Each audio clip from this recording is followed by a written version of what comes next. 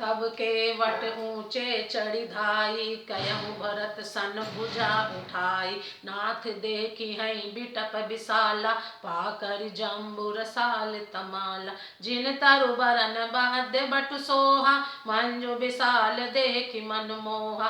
नील सघन पल्लव फल लाला, अबिरल छाह सुखद सब काला। मानहु तिमिर अरुण में राशि, बिरची विधि संकेली सुषमासी। ए तरु सरित समीप गोसाई, रघुबर परन कुटी जह छाई। तुलसी तरु बर विविध सुहाई, कहूँ कहूँ सिय कहूँ लखन लगाई। बट छाया वेदिका बनाई, सिय निज पानी सरोज सुहाई।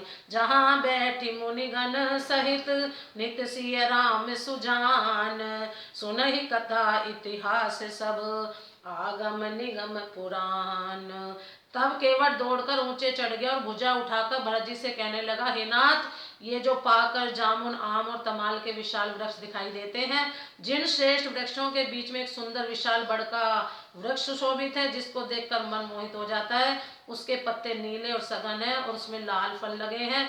उसकी घनी छाया सब ऋतुओं में सुख देने वाली है। मानो ब्रह्मा जी ने परम शोभा को एकत्र करके अंधकार और लालिमामयी राशि सी रच दी है। हे गुसाई, ये वृक्ष नदी के समीप जहाँ श्री राम की पर्णकुटी छाई है, वहाँ तुलसी जी के बहुत से सुंदर वृक्ष सुशोभित हैं, जो कहीं कहीं सीता जी ने और कहीं लक्ष्मण जी ने लगाए हैं। इसी बड़ की छाया में सीता जी ने अपने कर कमलों से सुंदर वेदी बनाई है, जहाँ सुजन श्री सीताराम जी मुनियों के वृंद समेत बैठकर नित्य शास्त्र वेद और पुराणों के सब कथा इतिहास सुनते हैं। सखा बचन सुनि बिटप निहारी, उमगे भरत बिलोचन बारी। करत प्रणाम चले दो भाई, कहते प्रीति सारद सकुचाई। हर सैनी रखी राम पद अंका, मानहु पारस पायहु रंका। रज सिर धरि नैन नीलावै, रघुबर मिलन सरिस सुख पावै।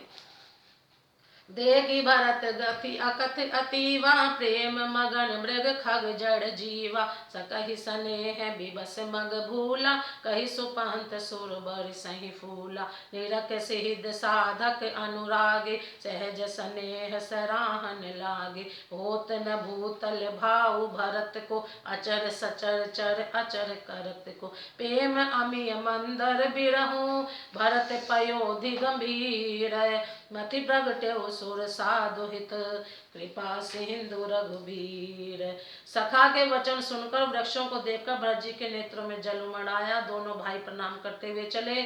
उनके प्रेम का वर्णन करने में सरस्वती भी सकुचाती हैं। श्री रामचंद्र जी के चरण चिन्ह देखकर दोनों भाई ऐसे हर्षित होते हैं मानो दरिद्र पारस पा गया हो। वहां की रज को मस्तक पर रखकर हृदय में और नेत्रों में लगाते हैं और श्री रघुनाथ जी के मिलने के समान सुख पाते हैं। भरत जी की अत्यंत अनिर्वचनीय दशा देखकर वन के पशु पक्षी जड़ वृक्षादि जीव प्रेम में मग्न हो गए।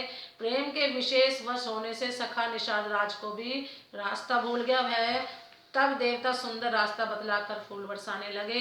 भरत के प्रेम की इस स्थिति को देखकर सिद्ध और साधक लोग भी अनुराग से भर गए और उनके स्वाभाविक प्रेम की प्रशंसा करने लगे कि यदि इस पृथ्वी तल पर भरत का जन्म अर्थात प्रेम न होता तो जड़ को चेतन, चेतन को जड़ कौन करता। प्रेम अमृत है, विरह मंदराचल पर्वत है, भरत जी गहरे समुद्र हैं, कृपा के समुद्र। श्री रामचंद्र जी ने देवता और साधुओं के हित के लिए स्वयं इस भरत रूपी गहरे समुद्र को अपने विरह रूपी मंदराचल से मत कर यह प्रेम रूपी अमृत प्रकट किया है। प्रेम से बोलो जय श्री राम।